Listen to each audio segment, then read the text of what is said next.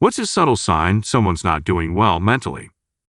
Before we start with the first story, please hit a subscribe and ring the notification bell to stay updated with us. Number 10. A change in their sense of humor. Their facial expressions aren't the same. A change in ambition, passivity, short responses in conversation, change in social habits, hypersomnolence, no discernible reaction to new adversity because they were expecting something to go wrong. That last one can just be an artifact of living a life in which things go wrong often. I just got denied funding on a project I worked hard on. My department were extremely supportive obviously expecting me to be incredibly downhearted that I'd been denied funding A, early in my career in this field, and B, regardless of the quality of my application, which they had assured me was very good. I had no reaction really beyond shame, but okay, because as a working class person who's dealt with a lot of financial denial, this is just one more to add to the pile. This reaction comes from years of experiencing adversity in this regard. However, if this reaction is new and or inappropriate, then it absolutely can be a sign of mental health issues. Number 9. Joking or talking flippantly about suicide. Reply. As a nurse, we're notorious for having a sick sense of humor. I will never ever laugh off suicide jokes again. My coworker wasn't in on time, and I reflected back on things he had said months and even the day before, and I knew he wouldn't be coming in. Once our day calmed down, I called a friend of his who was in tears. He went to bed the night before, never woke up as a perfectly healthy 34-year-old male. He had joked about what meds he would take, and we just laughed it off and said, no, not that, it'd take. And I wasn't in his head to know he was completely serious. I wish I would have asked him if he was okay when nobody was around, if he wanted to go talk after work. Who knows how far deep he was, but him is joking about suicide not even a little funny to me now. I'm going to miss this, about starting IVs the day before. I truly just shrugged it off, not knowing what the heck he meant. But if it is hard to fix the precise instant, the subtle step when the mind opted for death, it is easier to deduce from the act itself the consequences it implies. In a sense, and as in melodrama, killing yourself amounts to confessing. It is confessing that life is too much for you or that you do not understand it. Let's not go too far in such analogies, however, but rather return to everyday words. It is merely confessing that is not worth the trouble. Living naturally is never easy. You continue making the gestures commanded by existence for many reasons, the first of which is habit. Dying voluntarily implies that you have recognized, even instinctively, the ridiculous character of that habit, the absence of any profound reason for living, the insane character of that daily agitation, and the uselessness of suffering. Chemist. Number 8. As someone who personally feels they are struggling, I can agree with a lot of these things. Insomnia for who knows why. Fluctuating weight. Trying to be social or eat healthy but feeling like a burden or a failure when you slip. A social circle that imploded after COVID and just hasn't recovered because I don't drink, and it's hard to find people or groups when you don't feel like you're burdening them by being lonely. Trying to date or knowing when anyone is interested in me feels like a nightmare because I honestly ask, why would anyone want to involve themselves with my biz? It's been tough to crawl out of this hole, but I haven't given up. I can just see all of the factors where people get trapped again and again with either being treated badly and sticking in bad/unsupportive friend groups versus dealing with loneliness while figuring out who you are and what you want as a person. It is so easy to spiral and just keep going downward when you have no goals or things to look forward to in life. That's why it's so easy to cut people out or just stop talking to them when they hurt you.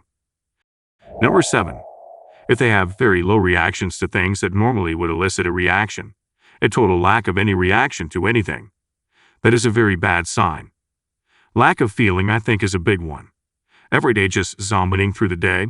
No laughing/crying/ no high or low/ no meaningful interaction/ no excitement or looking forward to anything. Number 6. They change their social habits. Usually I respond pretty quickly to texts, but at my low points I've gone weeks without responding to a simple text. I say I've been busy, but the truth is I don't have the energy to engage with others. Hygiene is another one. Not bathing/brushing teeth regularly.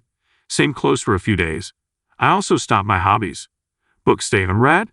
I stop crotcheting. I have a friend with mental health issues, and when it comes to responding to text messages, he is shocking. Sometimes I'll get a text back.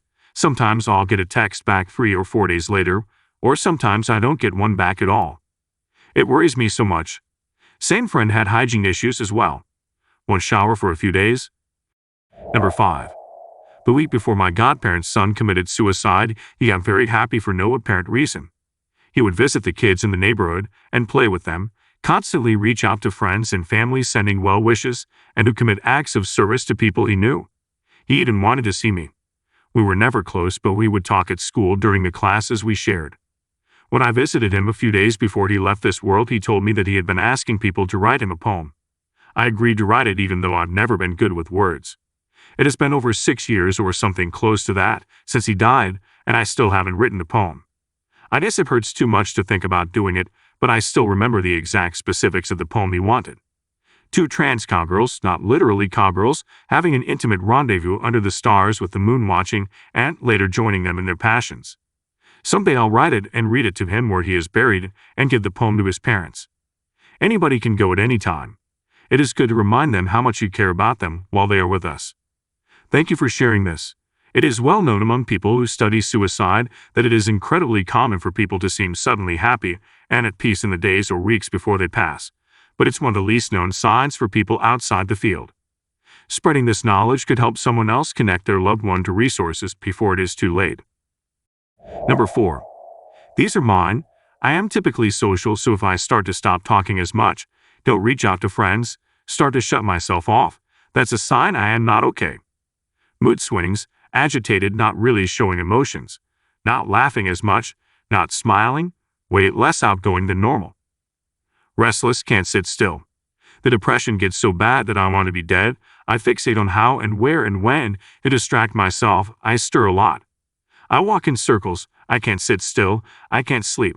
I can't do anything more than a few minutes at a time before switching tasks. Number 3. Self-care goes out the window. Might stop brushing their teeth regularly, take less showers, eat foods, let body hair grow out, etc. Self-care extends well beyond body care too. Letting their house go is a big sign and often missed if they don't have people over often. Trash building up, dishes undone, frequent takeout or delivery because their kitchen is too messy to cook. Missing deadlines on important tasks like paying bills or not attending appointments. Neglect of other important things like car maintenance, fixing broken appliances. Self-care is anything required by someone to live well, even if they're annoying or difficult, and gradually doing fewer and fewer of those things can be subtle at first.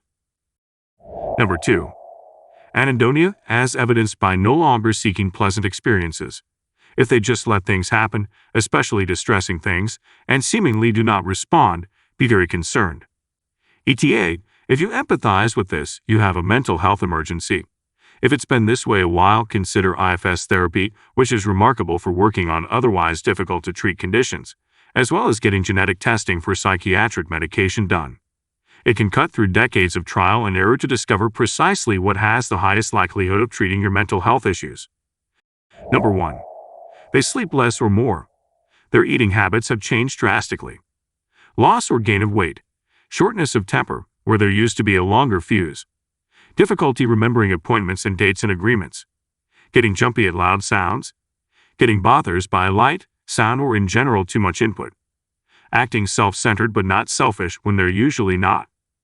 Thinking others are talking behind their back when they're not. Irritability. Quick to tears. Alright folks, that's a wrap. Thanks for joining us today. If you like more of this, please hit a thumbs up and subscribe to the channel. You can also share your own story or thoughts in the comments below. We'd love to hear from you. I'll see you in the next video.